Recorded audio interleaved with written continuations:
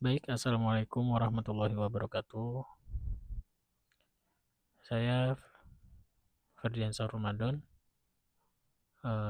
dari Universitas Bina Bangsa, Program Studi Sistem Informasi, Fakultas Ilmu Komputer. Di sini saya akan menjelaskan beberapa poin yang diambil dari makalah yang saya buat, yaitu etika dalam keamanan aplikasi web dan API, responsible disclosure versus eksploitasi, perspektif white hat dan black hat.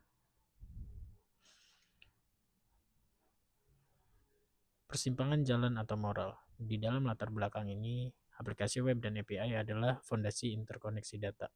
Namun menciptakan ruang serang yang luas, keamanan informasi adalah kompetisi abadi antara tim bertahan blue team dan penyerang red team. Ketika peneliti menemukan celah kritis, ia dihadapkan pada pilihan memanfaatkan atau melaporkannya demi kebaikan bersama. Ada 3 celah paling kritis.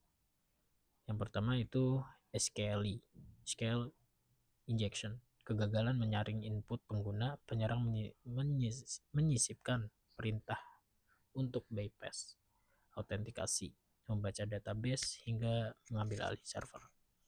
Cross-site scripting, script berbahaya disiapkan ke situs terpercaya, dieksekusi di peramban pengguna. Dampaknya itu pencurian sesi, pembajakan akun, dan defacement. Broken authentication, cacat manajemen login dan sesi. Tanpa proteksi Blue Force atau token yang dapat ditebak, penyerang memasukkan identitas pengguna. Dikotomi pertas, white hat versus black hat. Di sini ada beberapa perbedaan antara white hat hacker dan black hat hacker. Motivasinya berbeda, konsen, metodologinya juga sama, pas discovery-nya juga sama, dan legalistinya juga tentu berbeda. Mengapa eksploitasi runtuh secara moral?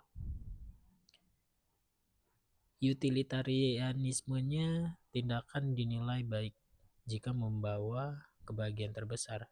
Eksploitasi merugikan jutaan pengguna demi keuntungan satu individu. Deontologinya, manusia dan datanya tidak boleh dijadikan alat. Eksploitasi melanggar hak asasi privasi secara mutlak. Satu-satunya jalan keluar yang etis, responsible disclosure. Di sini di dalam makalah saya ada siklus pengungkapan bertanggung jawab. Proses kolaboratif ada beberapa 8 tahapan. Memastikan celah diperbaiki secara private sebelum informasi dibuka ke publik. Untuk apa? Untuk mengubah potensi bencana menjadi peningkatan keamanan kolektif. Implikasi hukum regulasi cyber di Indonesia. Dalam Undang-Undang ITE pasal 30, larangan keras akses tanpa hak ke sistem elektronik. Hukum tidak melihat motif, melainkan pemindaian tanpa izin tertulis tetap tindak pidana. Meski niatnya melaporkan celah, Undang-Undang PDP menggeser fokus ke pengendali data. Korporasi yang abai terhadap laporan celah dapat terkena denda administratif secara besar, memaksa industri membuka VDP dan menghargai peretas etis.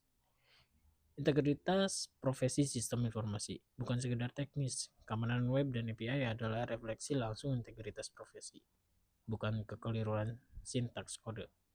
Pemisah fundamental, bukan keahlian melainkan izin. Moralitas dan kepatuhan hukum yang membedakan white hat dan black hat.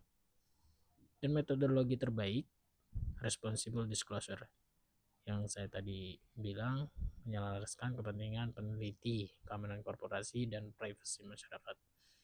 Ada 3 pilar aksi konkret. Yang pertama, institusi pendidikan. Integrasikan praktikum, responsible disclosure, dan hukum cyber bukan hanya teknik penyerangan.